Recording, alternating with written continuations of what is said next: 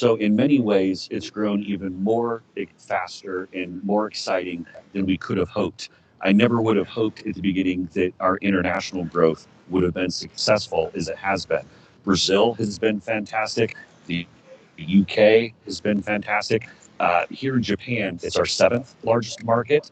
And we believe that there's much more potential here in Japan to be even bigger, but we haven't been able to visit because of COVID. And so this is our first trip here to be able to join.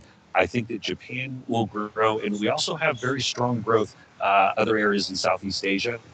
Singapore is growing very fast. We actually have a very strong community in Hong Kong, which obviously I wouldn't be invited to Hong Kong anymore. But I love the city of Hong Kong. It's a beautiful city. It's sadly the CCP. But we also see expansion plans and opportunities with the Philippines. I think is a good opportunity. And so Asia is in South Korea, which we have not yet been to. We believe that South Korea could be a great potential, but here in Japan, there's something special. And I wouldn't have expected that when we launched, that it would grow this fast around the world. And that really speaks to the technology. Our engineers at Getter are so smart, and everyone who works on it, everyone who's joined Getter, so many smart people that made it a success. The technology has made all the difference. In fact, we just filed our incorporation papers. So it's called the G.K., the JP G.K. So you can be a company here in Japan.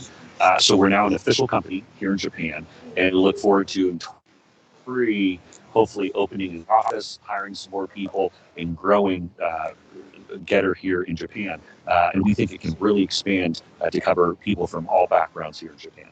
And in fact, it's at 300 million views on live stream so far, which is crazy. If you told me a year and a half ago that we would launch this platform and that we would be at more than 7 million users here in Japan, where I believe we're over 100,000 users, but then we'd have 300 million live stream views just in the last year. It launched in October of 2021.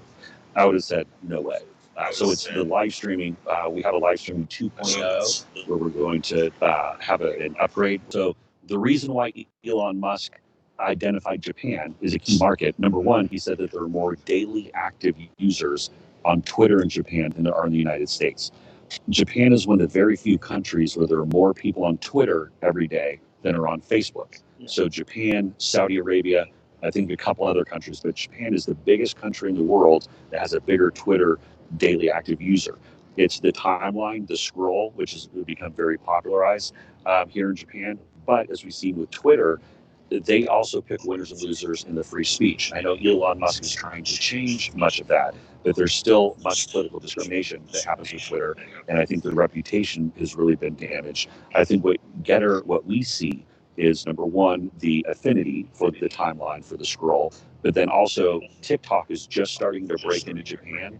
And we think that with Vision, our short video format, that we can get in there before TikTok owns the market, but then live streaming.